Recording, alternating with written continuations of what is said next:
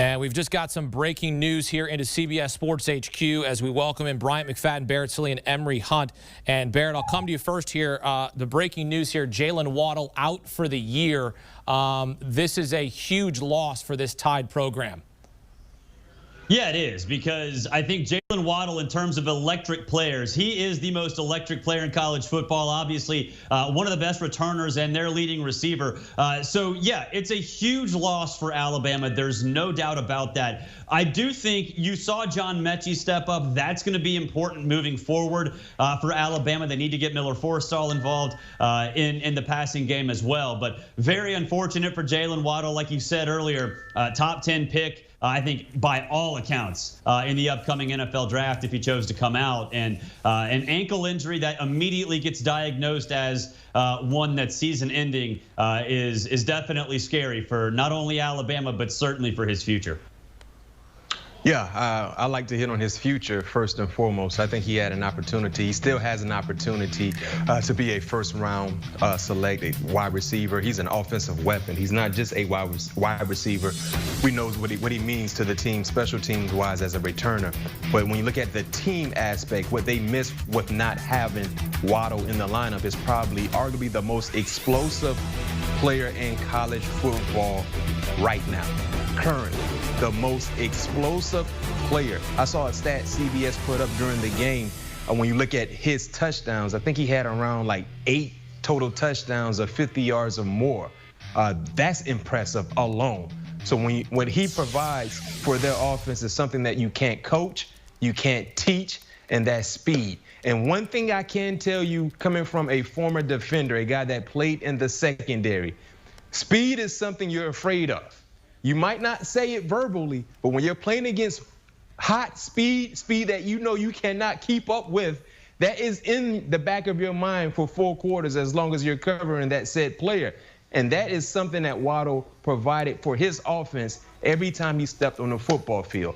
But not having Waddle, having an experienced quarterback in Mac Jones, not necessarily even the playing field out with Waddle not being in the lineup, but you still can be successful, and we're currently seeing that right now. The experience that Mac Jones is showing up with against Tennessee is something they will have to lean on, along with some of the other players that will be called to play a lot more because Waddle is now gone for the remainder of the year.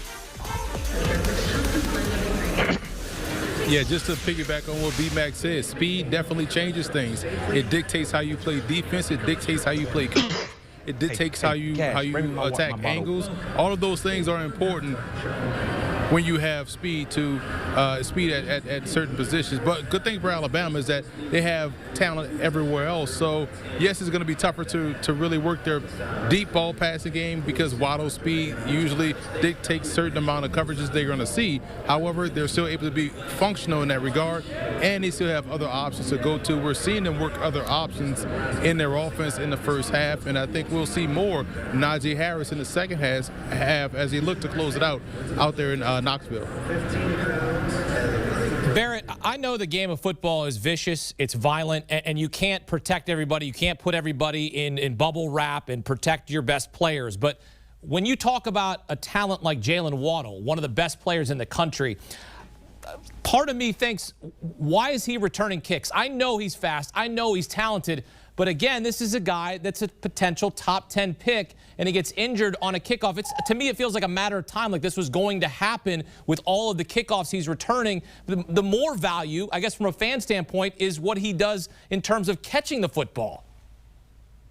Yeah, I think there's 2 sides to that argument, right? I think when you look at what he can do for the team, obviously having a guy like that in multiple different areas is going to benefit Alabama. Now, I think if you look at Alabama, they probably don't even need that much help until the college football playoff based on the way the SEC is shaken out. So, yeah, I think you can look at Nick Saban and say, all right, look, why was he back there? But from a personal perspective, he is at least in part, to look out for his future, to become an all-around football player. And at the next level, he's probably going to be asked to return kicks. And so I'm with you. I think you're right. It is a little bit of a risk. But to me personally, I think it's better for Alabama. They're going to need to have him back there at some point anyway. And then for Jalen, you want to put that on film. You want to put on film your best work. And he is the best returner in the entire country. So there is both sides of that for sure. But I think especially early in the game, opening kickoff, you got to keep him out there. Now, later in the game, if Alabama's up by 3, 4, 5 touchdowns, yeah, go sit on the pine, young man. But early in the game, I'm fine with it. All right, the big news out of Knoxville, Jalen Waddle out for the season, injured on the opening kickoff there in Knoxville, Tennessee, and they will certainly miss him rest of way this season. Do you want a sports network that delivers everything that matters about the game? The highlights, the picks, the instant analysis, no yelling, no fake debates, no politics. Hit the subscribe button and never miss a moment.